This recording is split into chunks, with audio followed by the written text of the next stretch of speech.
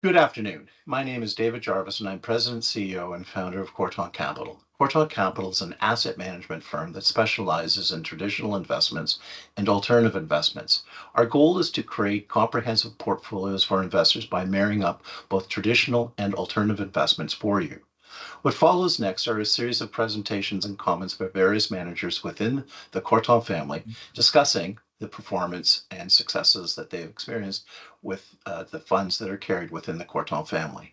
I hope you find it informative, and we look forward to working with you. We are here to work with you and create comprehensive and interesting portfolios for you. Thank you very much.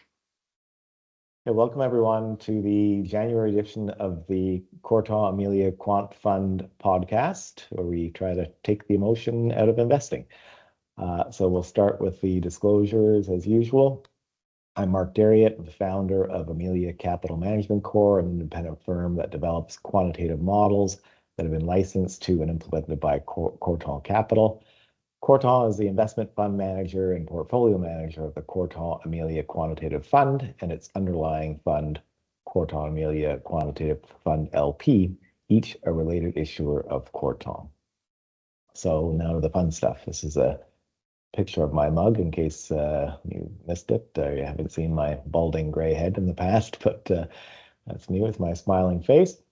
Our usual top-down indicators, still a lot of green lights. The market has been a bit more volatile of late, and we'll talk about that. But in general, our 13 key indicators that we watch are still green. Volatility has perked up a little bit, which is a yellow light for us, not yet a red light. You can see there's nothing in the red far right of this table as of now.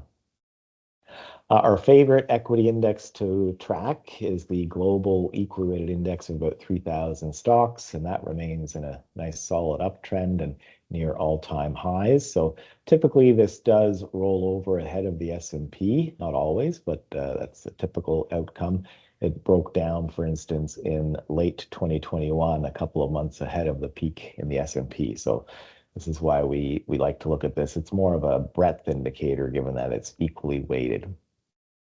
The equally weighted S&P is also quite strong, though. It's at its highs, and it's acting better than the market cap weighted S&P, which has been kind of churning sideways for several months as the big cap stocks start to underperform. This is the monthly chart of the S&P, and the middle band here is regression going all the way back to the '09 lows, which we don't show because we wanted to zoom in here to look at the near term. We are one deviation above the mean currently, and if we were to extend this out in time, this is not a forecast, we don't pretend to know where the market goes. This red vertical line shows that mean is around 7,000 at the end of 2026. So that's right around where we are now. So perhaps we're in for some choppiness in the next year, which tends to happen during midterm election years in terms of the seasonality. It's typically a sell in May and go away type of year where you have weakness until the fall. But these are, again, just tendencies. Nothing is written in stone, but we just thought we'd highlight that. And again, we are in the secular bull where the CAGR is on average 13%. You can see those stats here. And that's our suggestion is that this shouldn't end until 2030 to 2035. So 10,000 by 2030 if we were to extend this regression out, which we talked about during our last podcast. Global breadth in blue is very, very strong. 93% of the markets around the world are in a cyclical bull. The red line here is the S&P, and you tend to see breadth deteriorate ahead of a top in the S&P, and we don't see that happening yet. The world ex-US is on the left relative to the S&P, and the TSX versus the S&P, going back even further to the 1980s, is on the right. Both of these are reversing major kind of 15-year downtrends in favor of the world ex-US on the left and Canada on the right. Breadth. So our 52-week low list on the Russell 3000, this red bar, got to kind of blood in the streets levels in April. So we had a reset, arguably, of the cyclical bull back then. And now we see the green bars starting to expand, the new highs, 15% roughly recently, not yet in nosebleed territory above 20%. When that gets too good to be true, the buying pressure is sometimes too strong, and that leads to a sell-off, but we're not there yet. So, and importantly, we don't have a warning sign either. When this red bar gets below 10%, i.e. 10% or more new lows, that typically happens ahead of a market top. So we're in this neutral zone where breadth can continue to expand. A similar story with the percent of stocks above their 200-day. Blood on the streets below 15% in the spring. Now we're at 66%. Further room to expand. You often get above 80 before a bull ends, and that continues to climb. Near term is a bit better than neutral. On the left, we haven't really had a buy the dips moment for the S&P. This is a very tactical indicator, how many are above the 20-day moving average. Usually you get 4 times a year on average where this indicator spikes below 20%, giving you an opportunity to buy. Hasn't happened since last spring. Volatility, this is of currencies, bonds, and equities combined. That's starting to perk up a little bit, yellow light, but not yet anything to be too concerned about. Credit spreads are very, very tight. So, risk on in credit land still when when the spreads start to widen. That's the bond market getting concerned. We're not there yet. We can see, last time was in the spring when that the spread started to widen. And here we look at it the opposite way. The red line is credit spreads, but inverted versus equities in blue. And the two are confirming strength with each other. You can see at a peak in equities, usually the credit market tends to get nervous ahead of time. Commodities have broken out of a 3-year trading range to the upside, and there's a bit of a correction happening now. But that's an important inflection that happened at the end of last year, which is a bit of a proxy for global growth as well, which is improving based on commodity prices doing better. We have a breadth measure of commodities in blue, which is at 57%, starting to percolate. And the US PMI, leading economic indicator, is in red. That had a nice solid print last month. First time really it's been significantly above 50. Below 50, people are expecting the economy to contract and above to expand. So that too was stuck in the muck for about 3 years. And that is a sign of improvement. So we think we are in the midst here of a cyclical bull for commodities. You can see the last big bull market ended in early 21. Our commodity breadth peaked at 100%. The PMI made record highs, and then it started to deteriorate. So when the economy is too good to be true, it's usually priced into the market. Now we're just getting above neutral for the first time. I would note that this is commodities sorted by momentum. Not surprising, precious metals are at the top. They have been quite volatile of late, and they're very, very overbought in terms of their rates of change. These are normalized 26 and 2-year rates of change. Silver at the peak recently hit 5.5 deviations in terms of its momentum. So very, very overheated. We like the look of copper versus gold, which is the red line here, and it should follow the improving economy. This blue line is that PMI again. You can see that the two tend to be quite correlated over time. So we're looking at a mean reversion into copper out of gold. And similarly, the copper stocks, PIC, P-I-C-K is the ETF of the big global copper equities, versus gold stocks, the GDX. They have corrected hard, about 2/3 from the peak, the drawdown, and they're in this postal code where they've bottomed the last 3 times, when in fact we did have a reacceleration of the global economy as well. This last time is post-COVID. So we think that's a good mean reversion trade. And the price of copper itself has come out of this big base supports around 5.25, but that base supports higher targets around $8 or even more. If it does what gold did when it broke out, you'd be talking about $10 to $12 copper. Gold and silver, silver in particular, went parabolic here. You can see the bottom clip shows what's called a Bollinger Band width. It's just a volatility measure, and that is just off the charts. So after a parabolic move, the tendency is not to correct by going sideways. Tendency is to have a steeper sell-off. So we're concerned about precious metals, in particular silver here. Oil is in blue, and another commodity basket is in red. It's called the CRB Raw Industrials Index, which has things that are used in the real economy, like scrap steel and rubber and so on. They're all listed in the box here. And that too has come out of a 3-year trading range to the upside, so good global growth proxy. You can see typically oil has followed, and that's what we're looking for now. So we like the risk reward in commodity land, in energy in particular. And the stocks, the energy stocks, are in red and oil is in black. You can see the stocks are anticipating a turn in the price of oil, which doesn't tend to happen. Usually these red and black lines tend to go together.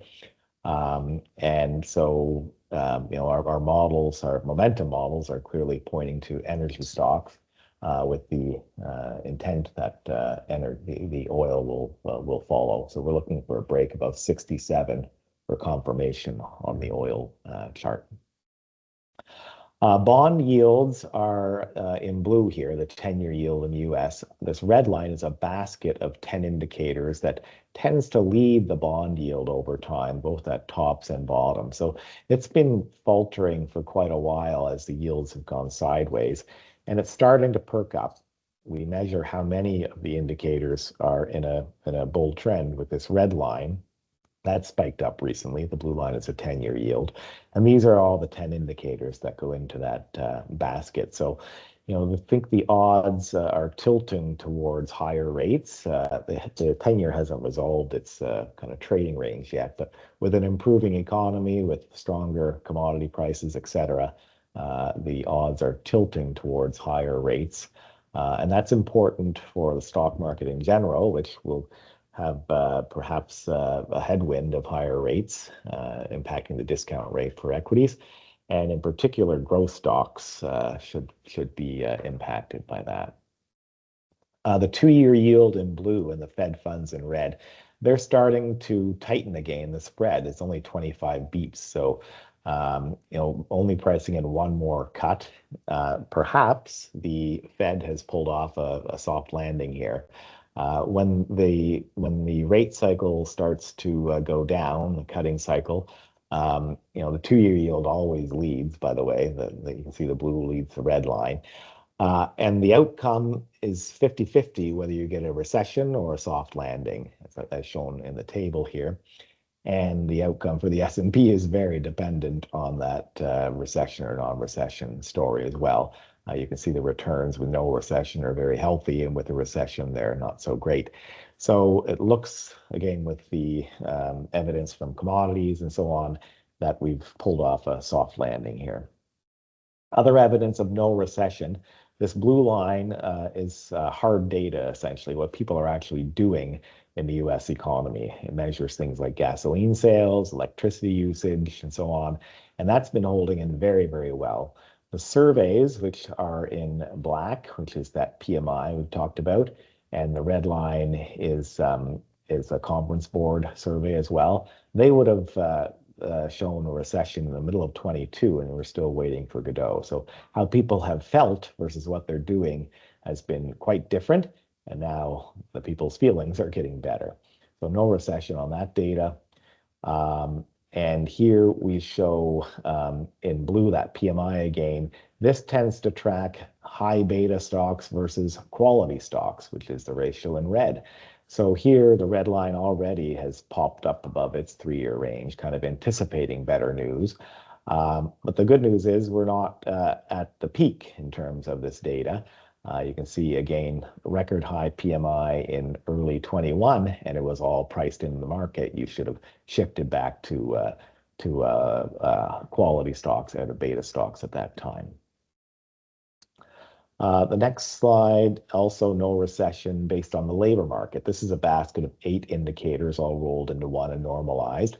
You can see the COVID collapse and then the huge recovery. Got to 2.3 deviations above the mean. We're still 0.95 deviations above the mean. So this is 0 where I'm marking now. Below 0 would be a recession. It's actually starting to tick up. So no recession, cooling, not a collapsing labor market. Earnings are also quite strong. The red line is consensus earnings and the blue line is year over year. So no earnings recession based on consensus. Our risk appetite, Baker's dozen, is 10 of the 13 are in gear. They're not all in gear. We'll talk about some of them next, but in general, risk trades across financial markets are strong. This is our chart of all those risk trades rolled into one, and it has been more neutral.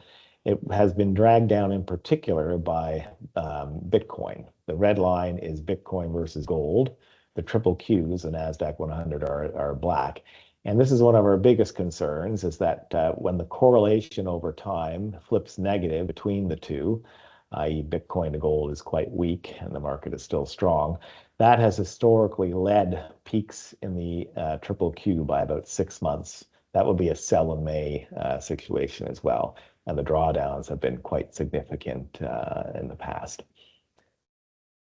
Factors. So value stocks are outperforming growth stocks in a big way. Again, this maps out with the idea of higher rates potentially. If higher rates are impacting the discount rate of growth stocks, they get hit disproportionately. So value is in the sunshine, growth is in the rain on our factor work, and beta has been slipping a little bit. This is sector rotation, cyclicals versus defense. So although tech has slipped recently, broadly speaking, cyclicals are still outperforming defense. And we see that on the schematic here, our sun rain chart for the breadth of sectors in North America. We see mostly late cycle stocks are in the sunshine, materials, energy, industrials. Golds are still there. They've ticked down a little bit. The momentum is still there, but the volatility is high, which has us on alert. Again, technology is weak. It's in the rain, but not really morphing and rotating into defense in a big way.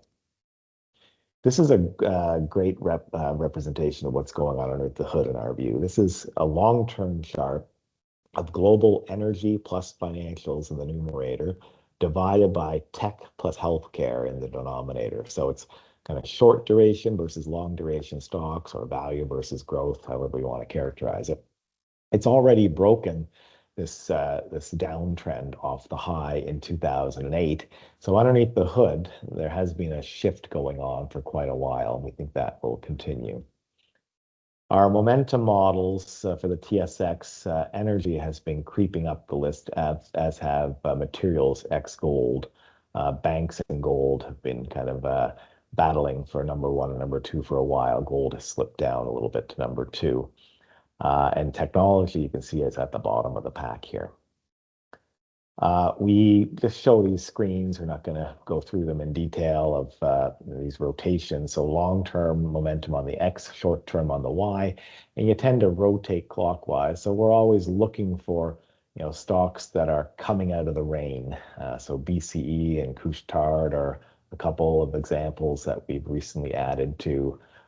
We own Nutrien, CNQ, etc. So the idea is you're very weak here, like CSU and Thompson and so on. You show some improvement, and then you typically rotate into the sunshine, and then you start to deteriorate. So we're short Power and Celestica, for instance. We were short Shopify. These are our quant stars, which is our primary quant model with both fundamental and price momentum data we screen for every day. And in terms of the fund, we have taken our foot off the gas a bit here. The beta going into last month was more closer to 1 times, and we've reduced that to 0.5. Net exposure is 84%. You can see the sector exposure here, longs in green, shorts in red. Our biggest bets are banks and industrials and energy E&P stocks. Our active share is over 60%, and we have a 2.5% cash. These are some recent trades. So we have been increasing exposure to energy. Trican, the quant ranking is 2 out of 10, 80 overall, and the chart is breaking out of a big base. Calfrac is a bit of a laggard in that space, but it's really coming to the fore as well. The quant is 1 out of 10, number 31 overall, and it has been kind of going sideways for a long time, but it's broken that clear downtrend recently. Air Canada is a value pick that we recently added, largely because of the action we're seeing south of the border. The red line is Air Canada, and the black line is an ETF of airlines. JETS is the ticker, and that's leading the way, it looks like, for Air Canada. The two are typically tied at the hip, and there's a big gap that's opened up. And our value score for Air Canada is 1 out of 10, 1 being cheap. This is the historic price to sales of Air Canada. Another recent add is Canaccord Financial, and that's just starting to break out of a base. The quant rank has been ramping up. And a few shorts that we've covered. We had good gains in Open Text and Descartes, also Shopify, I don't show here. And we were short Bitcoin as well. We've covered all those because they're kind of deeply oversold, and they haven't turned around yet necessarily, but we made good gains on our shorts, wanted to take profits. And we rehooked a couple of shorts here.